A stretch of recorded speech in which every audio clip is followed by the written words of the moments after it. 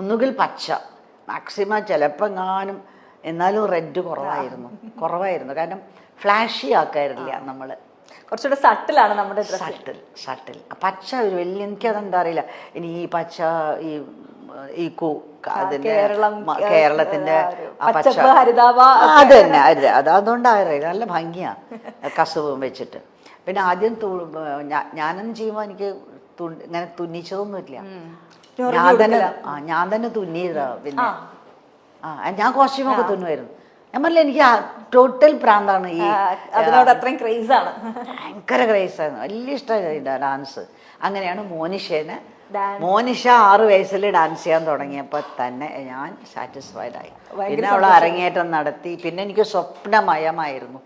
ഇപ്പം മോനിഷ ചേച്ചി പറയാ കലാതിലകമായിട്ടാണ്.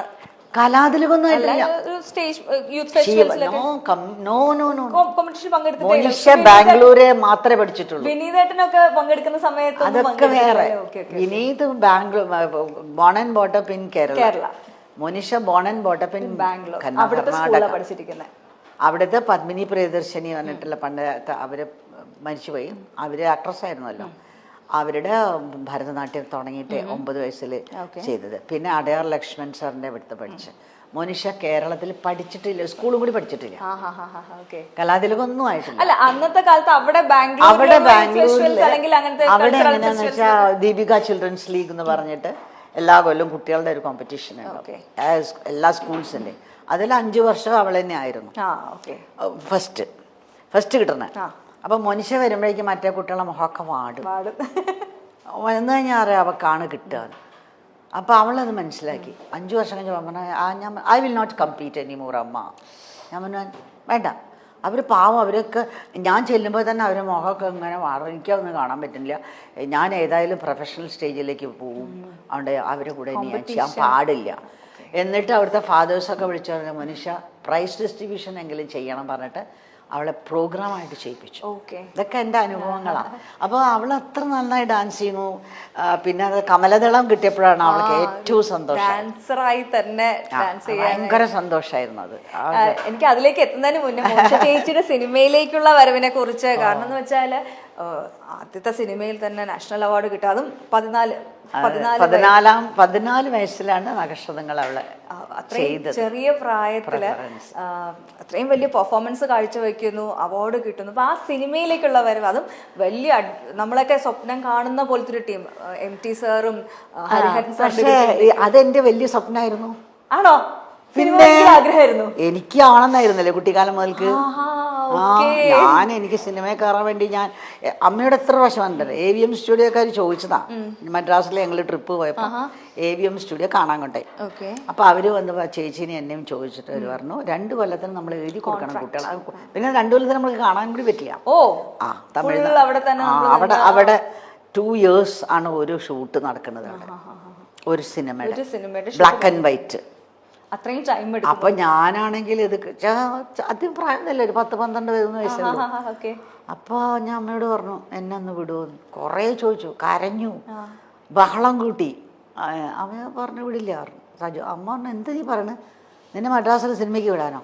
അത് നമ്മുടെ നാട്ടിൽ ആലോചിച്ച് കോഴിക്കോട് അല്ല അന്ന് പിന്നെ അത്ര ബുദ്ധിമുട്ടില്ലല്ലോ. ഇന്നിപ്പോ എല്ലാവരും അറിയാം, സംസാരിക്കാനൊക്കെ അറിയില്ല. വന്ന ചെറിയ പെമ്പിള്ളേരല്ലേ, അവർ നേരെ അങ്ങോട്ട് പുറത്തേക്ക് ഇടാൻ അവർ തയ്യാറില്ല. പ്രൊട്ടക്റ്റഡ് ലൈഫിൻ്റെ ഉള്ളിൽ നിന്ന് പുറത്തേക്ക് ഇടാൻ കൊള്ളില്ല.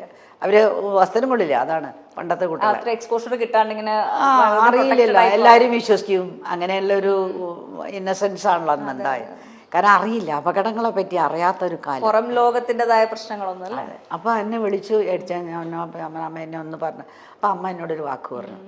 കുറേ ശല്യം സഹിക്കാനുണ്ട്. അപ്പം ഇടയ്ക്കിടയ്ക്ക് എനിക്ക് സിനിമയിൽ പോകണം, എനിക്ക് സിനിമയിൽ പോകണം. ഞാൻ പിന്നെ സിനിമയൊക്കെ കാണാൻ ഭയങ്കര ഇഷ്ടമാണ്. സിനിമ ഭ്രാന്താണ് എനിക്ക്. അപ്പോൾ അധികം കാണുക അപ്പോഴും ഹിന്ദി സിനിമകളാണ്. മലയാളം കാണും, മലയാളത്തിൽ ഇങ്ങനെ അത്രക്ക് സിനിമകളല്ലേ കാണും. ഹിന്ദിയിലാകുമ്പോൾ കുറേ ഗ്ലാമറൊക്കെ ഭയങ്കര ഗ്ലാമറാണ്. റിയലിസ്റ്റിക് സാധനങ്ങളാണല്ലോ. ആണ്. പക്ഷെ അന്നത്തെ റിയലിസ്റ്റിക് നമുക്കൊന്നും മനസ്സിലാക്കാൻ പറ്റില്ല. കാരണം വളരെ കുറച്ച് സിനിമകളല്ലേ കാണുന്നത്. പിന്നെ ഇത് ഭയങ്കര രസമാണ്, പാട്ട്. പിന്നെ കാശ്മീരൊക്കെ ഷൂട്ട് ചെയ്യുക അവര്, നല്ല സ്ഥലങ്ങളൊക്കെ കാണാനൊക്കെ ഭയങ്കര ഭയങ്കര ക്രേസായിരുന്നു എനിക്ക്.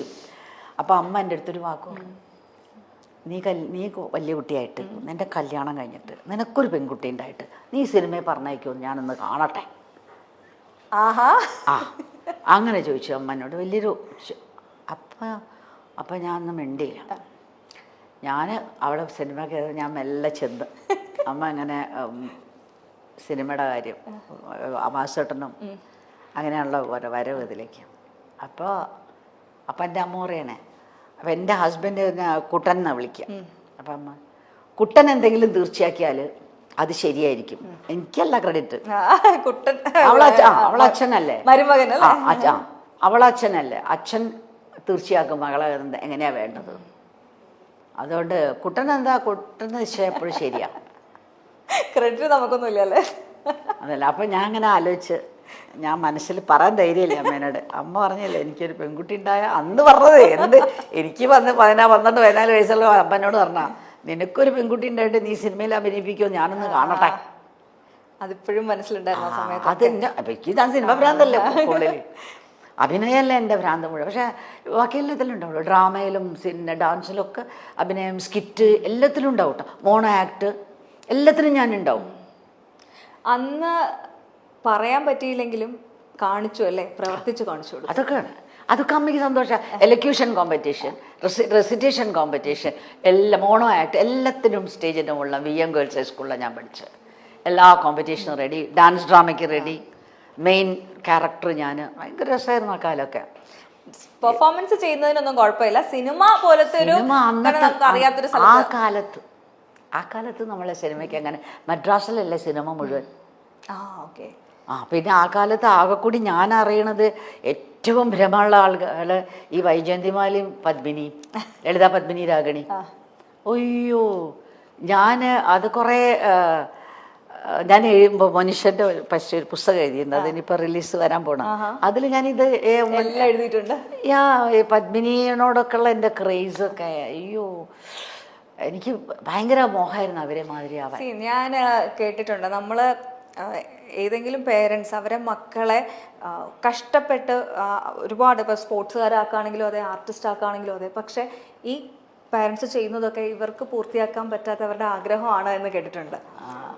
അത് കറക്റ്റ് തന്നെയാണല്ലേ ശരിക്കും പറഞ്ഞു കഴിഞ്ഞാൽ? മുൻഷി ചേച്ചിയുടെ ആഗ്രഹം മുഴുവൻ മനുഷ്യർ കൂടെ കിട്ടിയില്ലേ, എനിക്ക് എന്താ പിന്നെ വേണ്ട? അവിടെ അബദ്ധാണ് എനിക്ക്. ഞാൻ എപ്പോഴും അതാണ് എൻ്റെ എപ്പോഴും ഞാൻ വയ്ക്കുക, എൻ്റെ ആഗ്രഹങ്ങളെല്ലാം നടത്തി ഞാനത് അറിയാതെ പറഞ്ഞു പോയി. ആ കണ്ടന്റ്, അതാണ് അബദ്ധം. നമുക്ക് മനുഷ്യനെ എപ്പോൾ മനസ്സിൽ കണ്ടന്റ് എന്നുള്ള ഫീലിംഗ് വരരുത്. അപ്പം നമ്മളെ എന്തോ ഒരു ഓൾമൈറ്റി, ഏതോ ഒരു അൺസീൻ പവർ സ്റ്റാമ്പ് ചെയ്യും. എന്നും നമ്മൾ എന്തെങ്കിലും ഒരു കാര്യത്തിന് വേണ്ടി ആഗ്രഹിച്ചുകൊണ്ടിരിക്കുക, അല്ലെങ്കിൽ അതിലേക്കുള്ളൊരു യാത്രയിലായിരിക്കണം അല്ലേ? നമ്മൾ കണ്ടന്റ്. ഞാൻ മോളെ കാര്യത്തിൽ ഭയങ്കര തൃപ്തിയായി പറയുമായിരുന്നു. അങ്ങനെ ഞാൻ പറയും, ഐ വാസ് ഹെർ ഫാൻ. ഞാൻ അവളുടെ പിന്നാലെ നിന്നിട്ട് എവിടെ നിൽക്കുമ്പോൾ ഞാൻ ക്ലിക്ക് ചെയ്യും ഫോട്ടോ. മറ്റേ എൻ്റെ ക്യാമറയാണ്, എന്നിട്ട് ഡെവലപ്പ് ചെയ്ത് വെക്കും. ആ ഫോട്ടോസൊക്കെ എൻ്റെ ഇപ്പോഴും കിടക്കാം.